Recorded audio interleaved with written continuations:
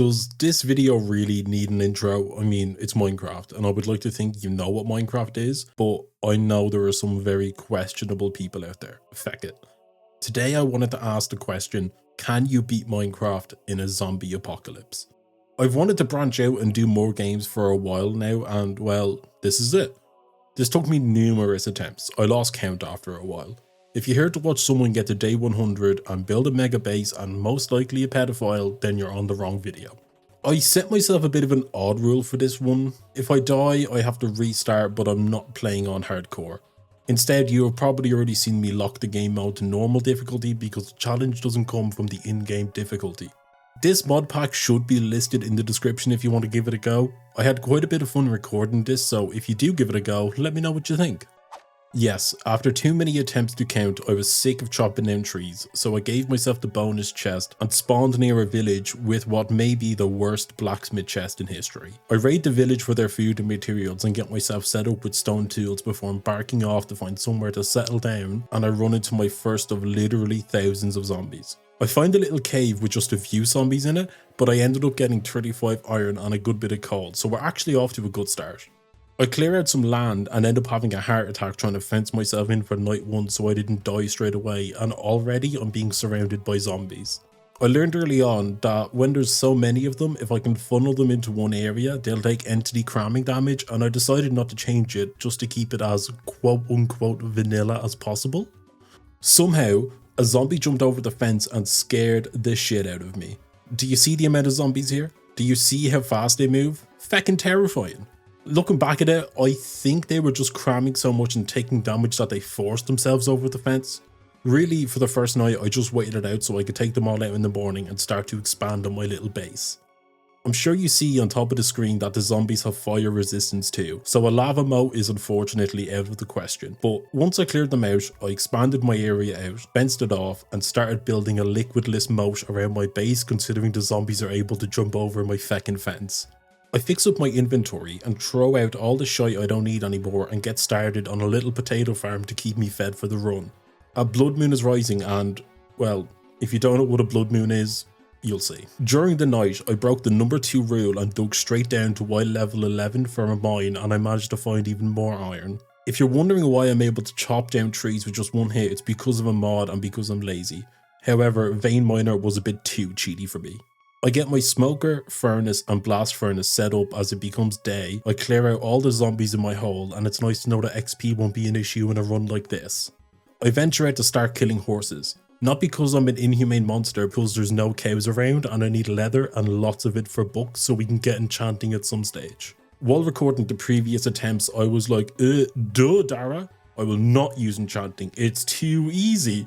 And yeah, feck that, I'm enchanting. While out slaughtering, I spot a nearby village that I can visit on a different day, and I head back home to make a new sword, make some charcoal, and head back out to keep slaughtering when I had a very close call that left me on 1 heart and had me quivering. I also set myself the challenge of not sleeping during this run, but fun fact, even with the blood moon you can't sleep, so if I wanted to, I couldn't sleep most nights. I spend the night mining where I find some lapis and iron, and that's pretty much as exciting as the mining trip got. Back on the surface, I have a stupid feckin' big tree grow on me, and when morning comes, I cull the herd and head out to that village we spotted 132 words ago, and I find a desert temple on the way which has already been exploded, so thanks for that I guess, zombies. I guess the real treasure is the anger the zombies make me feel. Once at the village, I get invaded by zombies, but I take them out and start running around to get as much sugarcane as possible and spot another village nearby. I think this seed is cursed with blacksmith chests, and I go around the area getting much sugarcane and stealing their learning material. Another blood moon is rising, so I decide it's safer to stay in the village for the night and witness this one poor villager's house get surrounded by like at least 7 zombies.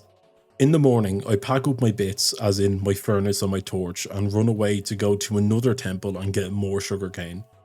Luckily, this temple had dick and I didn't know how to read a map, so I went the wrong way for a while before realising I'm an idiot and turned back.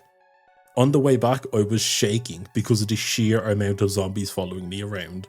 They were all around me no matter where I went, but I managed to run home just in time before night. During the night, I birded a chicken who means more to me than any of you ever will, and I go mining for the night, finding coal and iron because I know you care so much about that. No mining off screen here. I literally double my storage area and hit XP level 49.8. I'm back out to find this treasure, and Lord knows I wasted enough of my time looking for this treasure because the 9-9 trick doesn't work in 1.12.2. I'm sure you're probably thinking I got something epic and or sick at this chest, and no.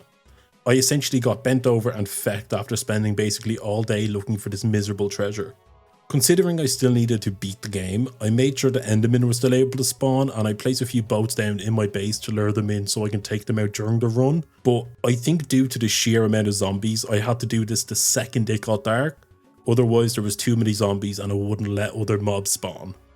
I made the mine go down a bit deeper, and before I knew it I actually managed to find even more coal. My pickaxe broke, so I went back up to make 3 more, and the only thing I found was these feckin' blue gems. But luckily there was more coal nearby. I saved a diamond ore for when I have fortune, so I just had enough for a pickaxe and an enchantment table. With a Call Me Kevin video and a toke with a Benjamin, that's how I sleep at night. I get my bookshelves ready and start mining looking for lava when I used one of my limited brain cells and turned on subtitles so I can actually find lava, and surprisingly that actually worked. I only mined 4 obsidian for now because I have the patience of a llama, and I also found more diamonds. Under the base, I mine out a little room for my enchanting area, and after a few resets, I actually managed to get Fortune 3, Unbreaking 3 and Efficiency 4. I get 3 diamonds from that 1 ore I saved from earlier on, and after getting the other diamonds, I ended up with 14 of them and decided to Kevin-proof the cave. I get the rest of the obsidian I need for the nether portal. After mining a little longer, I find another vein of diamonds and end up with 35, and I wasn't going to try and get maxed out netherite mending gear. All I wanted was protection 4 for my armor and smite 5 for my sword. Anything else is a bonus.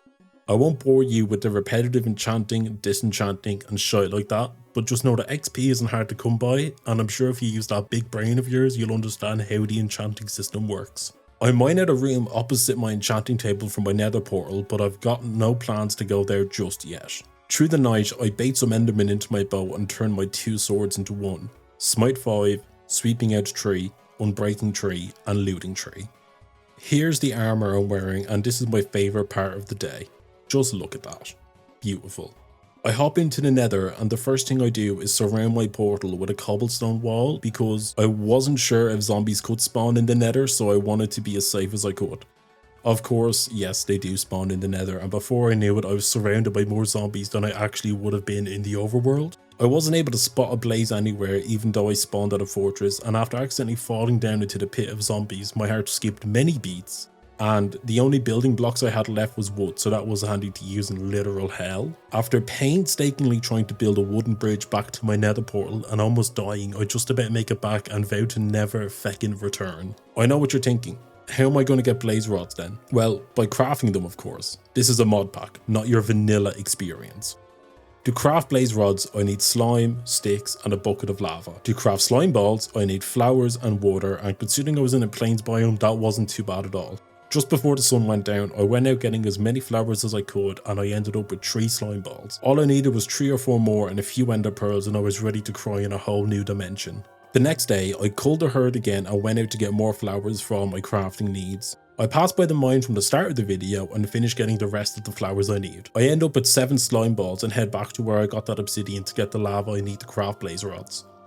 Luckily on this night, I managed to lure a few endermen into the boat and almost had a breach in the perimeter. After waiting for more endermen that weren't spawning, I decided to get a bow enchanted for myself, and after a few enchantments and rerolls, I ended up with a bow that had power 5, infinity, scope, punch 2 and unbreaking 3. Remember that chicken?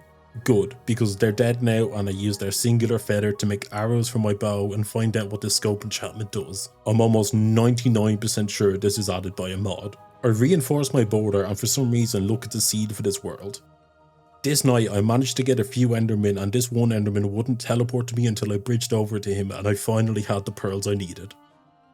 I just need 1 more blaze rod, so back down to the mine I go. I ready my inventory for the dragon fight, which consists of potatoes, tools, 4 arrows and approximately 901 meter squared blocks of cobbled stone. When the morning comes, I clear out the zombies and follow the Eyes of Ender to the portal, and let me tell you now, I have never had better luck trying to get to a stronghold. I only lost 2 Eyes of Ender on the way, and once I dig into the stronghold, I somehow find the portal room straight away, and what else to do other than jump in. Once in the end, the first thing I do is I bridge up and notice my end is broken, but look, At this stage, I'm not even questioning it. I get off some feckin' unreal shots on the crystals and focus on trying to keep myself higher than the zombies so I can focus fire on the dragon. Really, I was nervous as feck for this.